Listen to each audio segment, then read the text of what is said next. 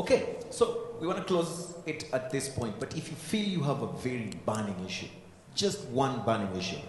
Yeah, this is a copy by, if you can have the camera, this is done by FOL. If you show this to a young person, a young woman like me, and say go into agriculture, are they going to go into it? Definitely not. I told the World Bank the same thing. If you want to make agriculture attractive, if you want to make it sexy, start by publishing it. Get a young person who's attractive, put them on this picture. I said this in Harare last year to say, can we try to make agriculture sexy? This organization, the UN, the FOA, whoever is involved in the agriculture sector, the advertising, whoever you are, make agriculture sexy.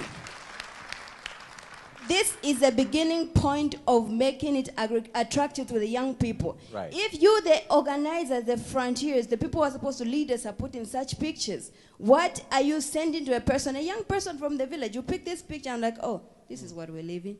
But if they see a young person here, very attractive like me, and you put me here, even the young men in the village, they'll be like, wow, I want to be like her. I mean, where am I going to find this woman? Let me join agriculture. I mean, this is practical. That's what we need to be talking about. So please, my request is that next time we're going to have such a conference, whatever is coming up, you can look for me on Facebook, Tamara Happyface Kaunda. Put my picture there and say she's a farmer. And a medical doctor, yeah?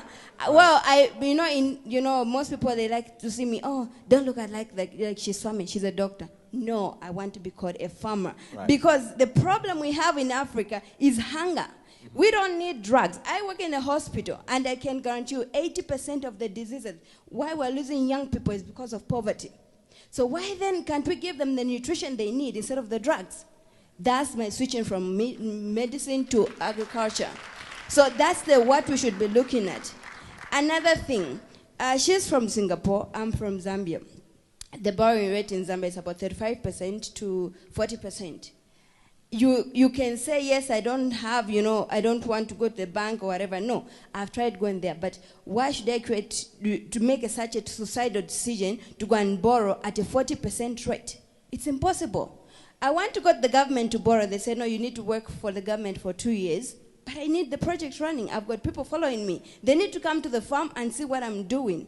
So funding, we're not looking for charity. Like, I was quite offended by the doctor lady who said, no, farming is not a charity. Yes, we're not looking for charity. But if you can give me $10,000 at a rate of maybe 5%, 2%, like the Chinese come, they come with a lower percentage, and they come and invest here and they beat us, I cannot compete with her even if she came to Zambia, because she borrowed maybe from Singapore at a lower rate. But look at me in Zambia, 40%, that's suicide. Right.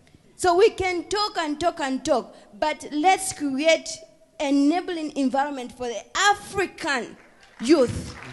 Because we can't have so much vast land, yet we are languishing in poverty. Netherlands cannot export to Africa if they don't feed their own people. Yes, I'm happy the young people are exporting, but why are we leaving our people? Why are they dying? African graves are the richest because we've lost so many young people to poverty and hunger. So we need to really critically look at agriculture as the oxygen for economical in Africa.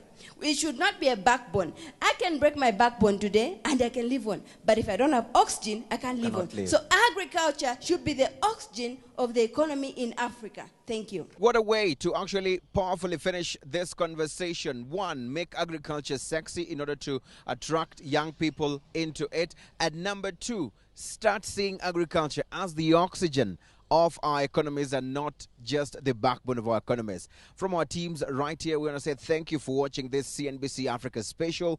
I'm